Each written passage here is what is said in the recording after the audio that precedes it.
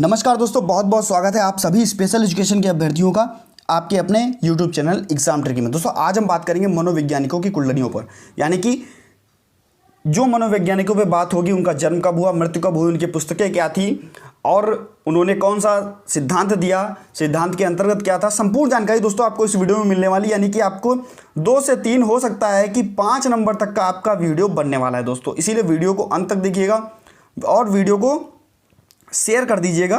बस इससे ऊपर मैं कुछ नहीं कहने वाला। वीडियो को ज़्यादा से ज़्यादा शेयर कर दीजिएगा क्योंकि सभी को दोस्तों लाभ मिल सके। वीडियो अच्छा लगे तो लाइक कर दीजिएगा। चैनल पर पहली बार विजिट कर रहे थे तो चैनल को सब्सक्राइब कर लीजिएगा। चलिए देखते हैं आज का जो है आपका टॉपिक है REET, DSSB, UP TET, C TET, all जितने भी टेट के एग्जाम्स हैं सभी के लिए मोस्ट इंपॉर्टेंट होने वाला है दोस्तों। यह टॉपिक दोस्तों मोस्ट इंपॉर्टेंट होने वाला है। सबसे पहले अगर हम बात करते हैं जीन पियाजे पर, बिना समय गंवाए हुए, क्योंकि समय सबका अनमोल है, तो चलिए देखते हैं जीन पियाजे।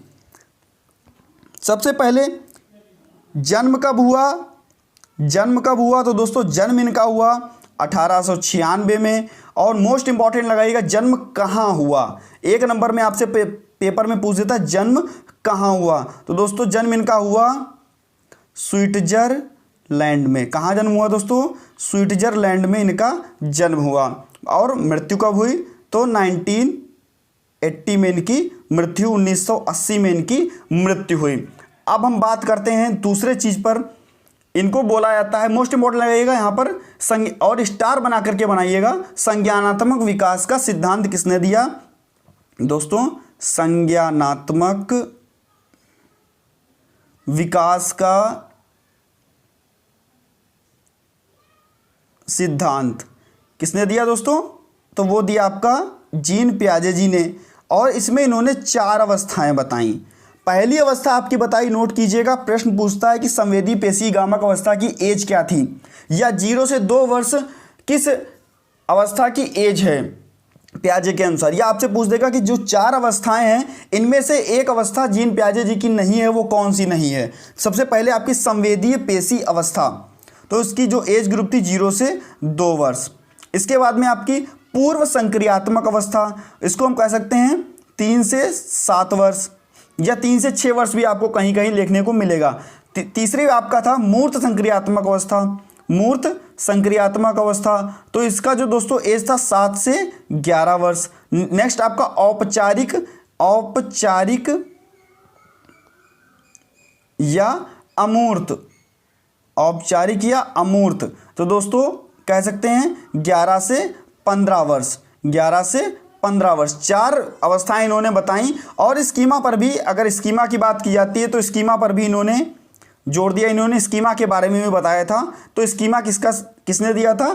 तो जीन पियाजे जी ने स्कीमा दिया था। इनकी पुस्तकें, और इनकी पुस्तकों पर बात करते हैं तो इनकी जो पहली पुस्तक हम अगर बात करते हैं, जो बुक्स इनकी थी, पहली पुस्तक जो थी इनकी, the conception of the world, the child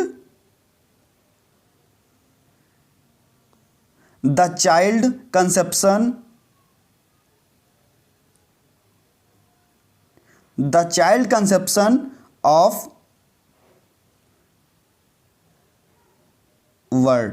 दोस्तों यह इनकी पुस्तक थी, the child conception of world. Next आपकी जो दूसरी पुस्तक थी इनकी, याद रखिएगा, the psychology of the child, the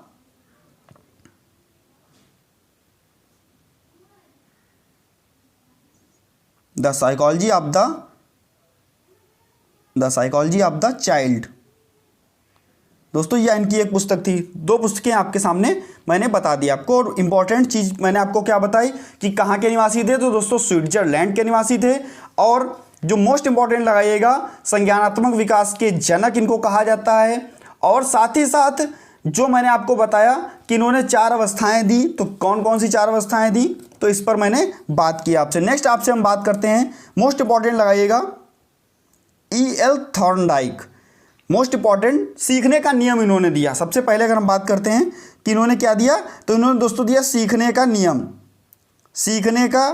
नियम। अब हम बात करते हैं ये इनका जन्म जो हुआ था वो कहाँ हुआ था। दोस्तों इनका जन्म हुआ था ए फॉर अमेरिका में। इनका जन्म कहाँ हुआ था? ए फॉर अमेरिका में।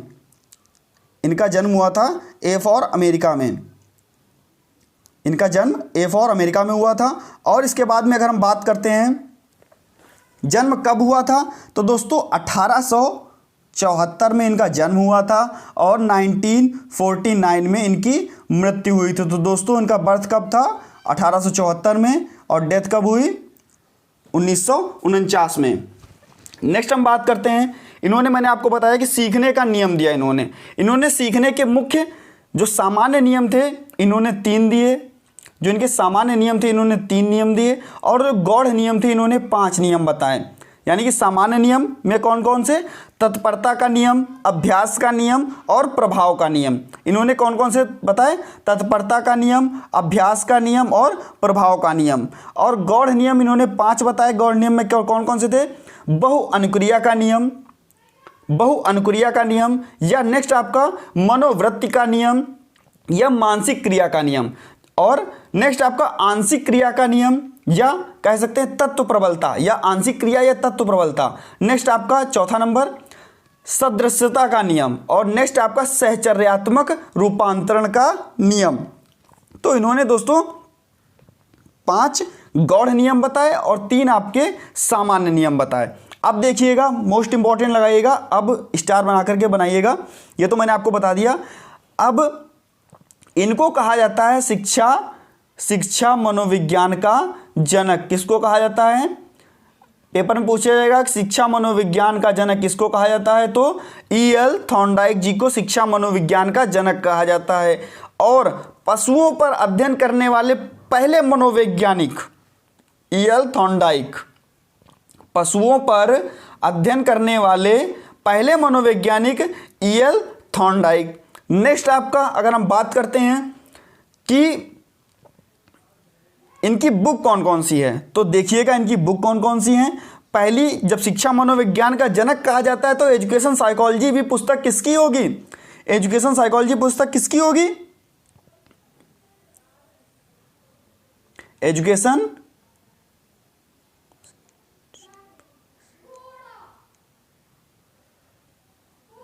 एजुकेशन साइकोलॉजी दोस्तों पुस्तक किसकी होगी, तो यह पुस्तक होगी इनकी ही। एजुकेशन साइकोलॉजी पुस्तक किसकी,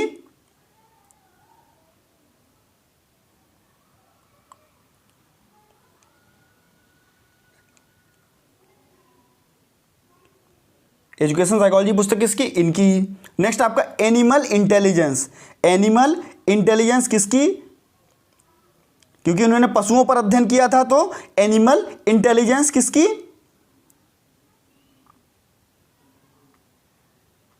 एनिमल इंटेलिजेंस किसकी पुस्तक, वो इनकी ही, E.L. थॉर्नडाइक जी की। नेक्स्ट आपका the psychology of arithmetic, the psychology of arithmetic, the psychology of arithmetic किसकी पुस्तक, इनकी ही। द साइकोलॉजी ऑफ अर्थमेटिक पुस्तक किसकी, इनकी, यानी कि E.L. थॉर्नडाइक जी की। और द मैनेजमेंट ऑफ इंटेलिजेंस तथा साइकोलॉजी पुस्तक लिखी इन्होंने ही। तो दोस्तों मोस्ट इंपॉर्टेंट लगाइएगा इन पुस्तकों पर, एजुकेशन साइकोलॉजी, एनिमल इंटेलिजेंस। मैंने आपको बताया कि पशुओं पर सबसे पहले अध्ययन किसने किया, E.L. थॉर्नडाइक जी ने किया। कहाँ के निवासी थे, अमेरिका के निवासी थे। इन्होंने 3 सामान्य नियम बताए और 5 गौड़ नियम बताए। नेक्स्ट जो आपका कभी कभी पूछ देता है कि इनमें से गौड़ नियम कौन कौन सा नहीं है, या कभी कभी पूछता है कि तत्परता का नियम किस नंबर पे आता है, तो ऐसे इस प्रकार से पूछ देता है आपका ये। इन्होंने किस पर दोस्तों प्रयोग किस पर किया था, अब हम प्रयोग की बात करते हैं, इनके प्रयोग की बात करते हैं, किसकी प्रयोग की बात करते हैं। तो इन्होंने प्रयोग किया था, एक प्रयोग किया था बिल्ली पर यानी कि कैट पर, और दूसरा प्रयोग आपका किया था चूहे पर। कभी कभी पेपर में पूछता है E.L. थॉर्नडाइक जी ने किस पर प्रयोग किया, तो बिल्ली पर और चूहे पर, या तो आपको बिल्ली देगा या तो आपको चूहा देगा। ठीक, इसके बाद में उद्दीपक क्या रखा था दोस्तों, उद्दीपक सामने रखा था मृत मछली, यानी कि जो भोजन रखा था वो मछली का भोजन रखा था इन्होंने, और बिल्ली को क्या किया था, पिंजरे में बंद किया था। अब हम जानते हैं इंपॉर्टेंट चीज़ें, क्योंकि मैंने आपको बताया था कि इन्होंने दिया था प्रयास एवं त्रुटि का सिद्धांत। मैंने आपको क्या बताया था, इन्होंने दिया था सीखने के नियम इन्होंने बताए थे, उसके बाद में क्या दिया था इन्होंने, प्रयास एवं त्रुटि का सिद्धांत, प्रयास एवं त्रुटि का सिद्धांत एवं त्रुटि का सिद्धांत किसने दिया था, वो दिया था दोस्तों ईएल थॉर्नडाइक जी ने।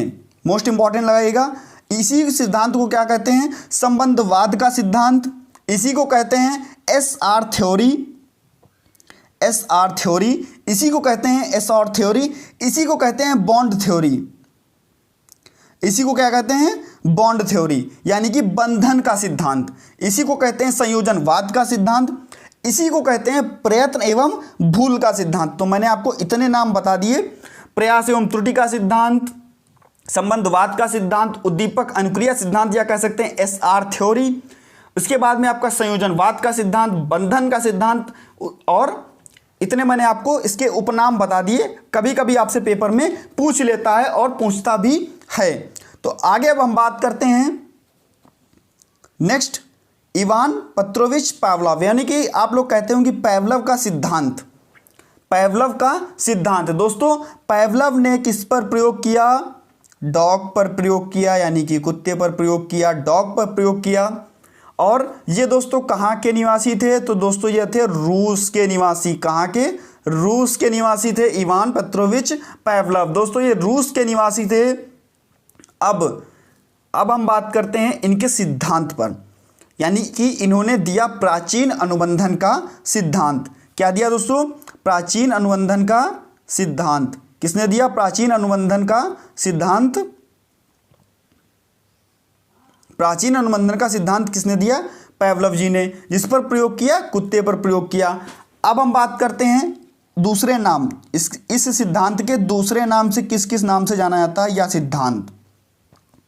तो दोस्तों यह जो सिद्धांत आपका था प्राचीन अनुबंधन का सिद्धांत, इसको हम कहते हैं S type theory, S type theory. और मैंने अभी आपको थोड़ी देर पहले ही बताया था कि जो आपके थॉर्नडाइक जो थे, इनके सिद्धांत को क्या कहते थे, एस आर थ्योरी। जो दोस्तों थॉर्नडाइक जी जो थे, इनके सिद्धांत को क्या है, एस आर थ्योरी, और पावलोव के सिद्धांत को एस टाइप थ्योरी। नेक्स्ट देखते हैं चिर सम्मत का सिद्धांत, कहते हैं किसको, इन्हीं के सिद्धांत को चिर सम्मत का सिद्धांत। ये सब अन्य नाम है दोस्तों प्राचीन अनुबंधन के सिद्धांत के। क्लासिकल अनुबंधन का सिद्धांत भी इसी को कहते हैं, अनुकूलित अनुक्रिया का सिद्धांत भी इसी को कहते हैं, व्यवहारवाद का सिद्धांत, व्यवहारवाद का सिद्धांत भी इसी को कहते हैं। तो संबंध प्रतिक्रिया का सिद्धांत भी हम इसी सिद्धांत को कहते हैं। अब मोस्ट इंपॉर्टेंट लगाइएगा बुक्स पर, इनकी जो मोस्ट इंपॉर्टेंट बुक्स लगाइएगा, पेपर में पूछता है condition reflexes, condition reflexes, condition reflexes, और lecture of condition, lecture of condition. दोस्तों यह इनकी पुस्तक थी। अब एक चीज़ याद रखिएगा, मोस्ट इंपॉर्टेंट, यहाँ पर भी लगाइएगा। दो पुस्तकें मैंने आपको बताई, और नोट बना करके लिख लीजिएगा, नोट में लिख लीजिएगा, रेड पेन से नोट में लिख लीजिएगा। इनको 1904 ईस्वी में क्या मिला था, नोबल पुरस्कार। और किसके लिए दोस्तों नोबल पुरस्कार दिया गया, पाचन क्रिया के शोध के लिए इनको क्या दिया गया, नोबल पुरस्कार दिया गया। इन्होंने क्या किया था दोस्तों, इनका प्रयोग क्या था, भोजन था, भोजन को रखा, लार स्वाभाविक अनुक्रिया जो हुई, उद्दीपक अनुक्रिया का जो इनको कहा गया कि इन्होंने क्या किया कि उद्दीपक रखा, अनुक्रिया करवाई, घंटी बजाई, भोजन रखा, फिर से लार गिरी, फिर क्या थी, घंटी बजाई, फिर से लार गिरी। तो एक कृत्रिम उद्दीपक, कृत्रिम अनुक्रिया। तो इस प्रकार से इन्होंने अपना जो सिद्धांत था वो दिया था। मैंने आपको बताया कि डॉग पर इन्होंने सिद्धांत दिया, और कहाँ के निवासी थे, रूस के निवासी थे। अब हम आगे बात करते हैं, और इम्पॉर्टेंट जो आपके बरहम फ्रेडरिक स्किनर, दोस्तों जिसको आप लोग ऐसे भी कहते हैं बीएफ स्किनर। दोस्तों BF Skinner, Barham Frederick Skinner, इन पर हम बात करते हैं। तो यह थे दोस्तों, आपको दिख रहे होंगे, अमेरिका के निवासी। कहाँ के, अमेरिका के निवासी। कौन था, स्किनर जी। अब इन्होंने प्रयोग किस पर किया? तो दोस्तों इन्होंने प्रयोग किया चूहे पर और प्रयोग किया कबूतर पर। किस पर प्रयोग किया? चूहे पर प्रयोग किया और कबूतर पर प्रयोग किया। प्रयोग का नाम क्या था? तो दोस्तों क्रिया प्रसूत अनुबंधन का सिद्धांत। क्या था? क्रिया प्रसूत अनुबंधन का सिद्धांत। क्रिया प्रसूत अनुबंधन का सिद्धांत। इसके अन्य नाम क्या थे? सहचर्य का सिद्धांत, अनुबंधन का सिद्धांत, सक्रिय अनुबंधन का सिद्धांत। क्या था? सक्रिय अनुबंधन का सिद्धांत। The selection of behaviour. दोस्तों इनकी बुक कौन सी थी? बुक पर अगर बात करते हैं तो the selection of behaviour. This selection of behaviour दोस्तों किसकी पुस्तक थी? बरहम फ्रेडरिक स्किनर की। अब हम बात करते हैं पुनर्बलन की सूची तैयार करने वाले प्रथम मनोवैज्ञानिक। आपसे क्वेश्चन पूछता है, नोट में डालिएगा कि पुनर्बलन की सूची दोस्तों पुनर्बलन की सूची तैयार करने वाले प्रथम मनोवैज्ञानिक कौन थे? तो दोस्तों वो थे स्किनर जी। मोस्ट इंपॉर्टेंट लगाइएगा। और अब हम बात करते हैं आगे नेक्स्ट आपके कौन आने वाले हैं? अब देखते हैं कोहलर जी पर। मोस्ट इंपॉर्टेंट आप कोहलर जी को भी लगा सकते हैं, इनसे भी काफ़ी बार पेपर में पूछा गया है। और मोस्ट इंपॉर्टेंट लगाइएगा कि जो इन्होंने प्रयोग किया था, यानी कि इनका जो प्रयोग था वो था वनमानुष पर। अब देखिएगा वनमानुष पर जो इन्होंने प्रयोग किया था दोस्तों वो किया था वनमानुष पर इन्होंने प्रयोग तो किया था। और इनका तो दोस्तों दूसरा प्रयोग था वह छड़ी प्रयोग था। अब पूछ देता है कि वनमानुष का नाम क्या था? तो दोस्तों उसका नाम था सुल्तान। याद रखिएगा, काफ़ी बार पेपर में पूछा गया है। अब हम बात करते हैं कोहलर जी पर। दोस्तों यह थे आपके ये थे अमेरिका के निवासी। और जो इनके जो सहयोगी करता थे, सहायता करने वाले थे, सहयोगी थे जो उनकी सहायता करते थे, वो थे कोफ्का, कुर्ट लेबिन,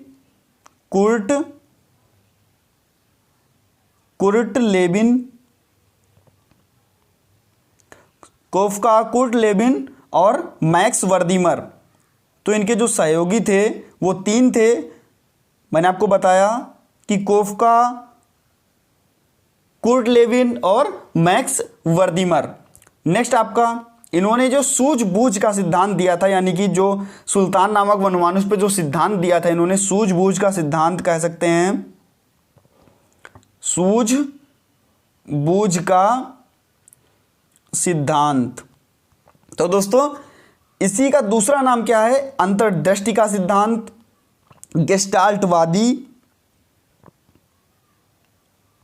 गेस्टाल्टवादी सिद्धांत, और आशा की किरण का सिद्धांत इसी को कहते हैं, संपूर्णता का सिद्धांत भी इसी को कहते हैं। तो ये आपका सिद्धांत था। इसके बाद में अगर हम बात करते हैं तो C.L. हल, यानी कि क्लार्क एल हल, जो कि इंपॉर्टेंट लगाइएगा, इन पर भी जितने भी मैंने आपको ये पढ़ाए हैं मोस्ट इंपॉर्टेंट लगाइएगा। ये भी दोस्तों कहाँ के थे? तो ये भी आपके थे अमेरिका के दोस्तों, अमेरिका के। अभी तक मैंने आपको रूस, स्विट्जरलैंड और अमेरिका के जितने भी थे वो 3 नाम आपको देखने को मिले। स्विट्जरलैंड के मैंने आपको बताया कि जीन पियाजे जी थे, और अमेरिका के तो सारे देखने को मिल रहे हैं। नेक्स्ट आपको मैं देखने को बता रहा हूँ कि ये अमेरिका के निवासी थे, और इन्होंने जो प्रयोग किया था वो प्राणी पर किया था, यानी कि व्यक्ति पर कह सकते हैं, इन्होंने व्यक्ति या प्राणी पर प्रयोग किया था। नेक्स्ट अब हम बात करते हैं C.L. हल जी के बारे में। तो इन्होंने दिया था दोस्तों पुनर्बलन का सिद्धांत। किसने दिया था दोस्तों? C.L. हल जी ने। इसका अन्य नाम क्या है? सबलन का सिद्धांत, सबलन का सिद्धांत, प्रबलन का सिद्धांत, प्रबलन का सिद्धांत, इसके बाद में निष्कर्ष आवश्यकता का सिद्धांत, चालक न्यूनता का सिद्धांत। और इसके बाद में हम बात करते हैं इनकी बुक्स पर, इनकी कौन कौन सी बुक्स थी। तो दोस्तों आप बिहेवियर सिस्टम मोस्ट इंपॉर्टेंट लगाइएगा, नोट में लिखिएगा इस बुक को, नोट में लिखिएगा, नोट में लिखिएगा इस बुक को। बिहेवियरल सिस्टम,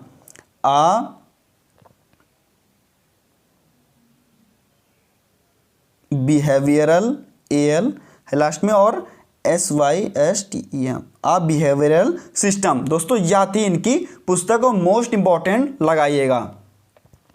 नेक्स्ट अगर हम बात करते हैं तो आगे आपके आते हैं लेव वाइगोत्स्की।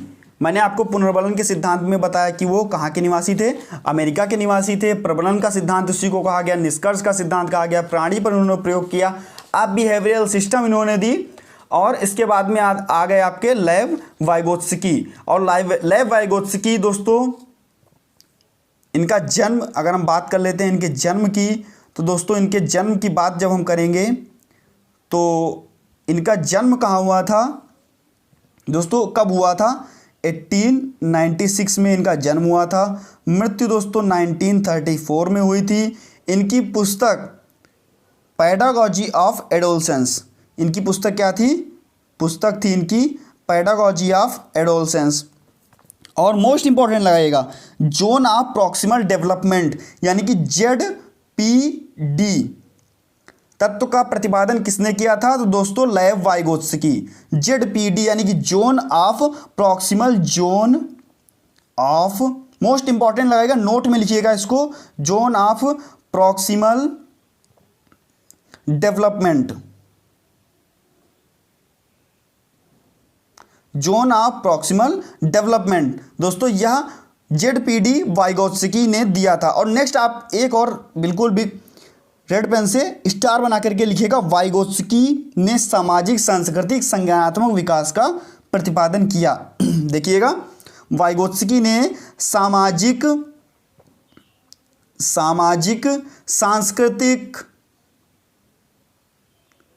सांस्कृतिक संज्ञानात्मक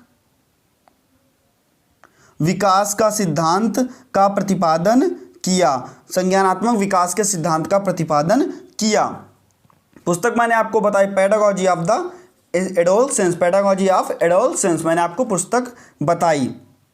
इसके बाद में दोस्तों एक काफ़ी अच्छा नाम है और पेपर में काफ़ी बार पूछा गया है, तो उस पर भी हम थोड़ा चर्चा कर लेते हैं। रॉबर्ट गेने की बात हो रही है, रॉबर्ट गेने की बात हो रही है दोस्तों, याद रखिएगा गेने की पुस्तक पिछली बार पूछी गई थी। पुस्तक गेने की जो पुस्तक थी द कंडीशन ऑफ लर्निंग, ये पिछली बार पूछी गई थी और यूपी टेट में इसके बारे में the condition of learning, UP TET के बारे में यहाँ पर पूछा गया था, द कंडीशन ऑफ लर्निंग। तो मोस्ट इंपॉर्टेंट लगाएगा गेने की पुस्तक द कंडीशन ऑफ लर्निंग। इन्होंने अधिगम का सोपानकी सिद्धांत दिया। क्या दोस्तों दिया, गेने ने क्या दिया था, अधिगम का सोपानकी सिद्धांत, अधिगम का सोपानकी सिद्धांत दोस्तों किसने दिया था, वो दिया था गेने ने। और गेने ने अधिगम के कितने प्रकार, 8 प्रकार बताए थे अपनी पुस्तक द कंडीशन ऑफ लर्निंग में। इन्होंने अधिगम के 8 प्रकार बताए थे। पहला प्रकार आपका समस्या समाधान अधिगम। दूसरा नियम व सिद्धांत अधिगम, तीसरा आपका, मैं ऊपर से जैसे जो आपका ये बन रहा है, ये आपका इस प्रकार से 8 बनेंगे, तो मैं यहाँ से बता रहा हूँ। अगर चलिए मैं नीचे से बता दे रहा हूँ, यहाँ से आपको बता रहा हूँ। 8 जो आपके इस प्रकार से बनेंगे, ये बनेंगे। सबसे बॉटम में नीचे रहेगा, जो सबसे नीचे रहेगा, सबसे नीचे कौन रहेगा दोस्तों, संकेत अधिगम, सबसे नीचे संकेत अधिगम। उसके बाद में आपका उद्दीपक अधिगम। उसके बाद में 3rd नंबर पे आपका रहेगा श्रृंखला श्रृंखला अधिगम, जो 8 प्रकार के अधिगम बताए थे। उसके बाद में आपका शाब्दिक अधिगम, शाब्दिक अधिगम। नेक्स्ट आपका रहेगा विभेदी अधिगम। नेक्स्ट आपका क्या रहेगा? विभेदी अधिगम, विभेदी अधिगम। नेक्स्ट आपका प्रत्यय अधिगम, प्रत्यय अधिगम। और उसके बाद में नेक्स्ट आपका रहेगा नियम सिद्धांत अधिगम। नेक्स्ट आपका नियम सिद्धांत अधिगम। नेक्स्ट आपका लास्ट रहेगा समस्या समाधान अधिगम, समस्या समाधान अधिगम, समस्या समाधान अधिगम। तो दोस्तों इतने आपके जो 8 प्रकार के इन्होंने गेने जी ने बताए थे, रॉबर्ट गेने जी ने बताए थे अधिगम के 8 प्रकार। द कंडीशन ऑफ लर्निंग इनकी पुस्तक थी। जन्म हुआ था 1916 में, मृत्यु हुई सन 2002 में। और अधिगम का सोपान की सिद्धांत गेने जी के द्वारा दिया गया था। तो मोस्ट इंपॉर्टेंट लगा लीजिएगा दोस्तों। इसी प्रकार से आपके जो वीडियो है वो समाप्त होती है। अगर वीडियो अच्छी लगी हो तो वीडियो को लाइक कर दीजिएगा, क्योंकि लाइक करने से ऊर्जा मिलती है, और ऊर्जा मिलने से क्या होता है दोस्तों, दूसरी वीडियो बनाने में भी अच्छा लगता है। शेयर करना तो बिल्कुल भी ना भूलिएगा, और चैनल पर नए थे तो चैनल को सब्सक्राइब कर लीजिएगा, साथ ही बेल आइकन को प्रेस कर दीजिएगा। मिलता हूं दोस्तों नेक्स्ट वीडियो में नए टॉपिक के साथ, कुछ नई जानकारी के साथ। तब तक बने रहिए हमारे साथ। धन्यवाद।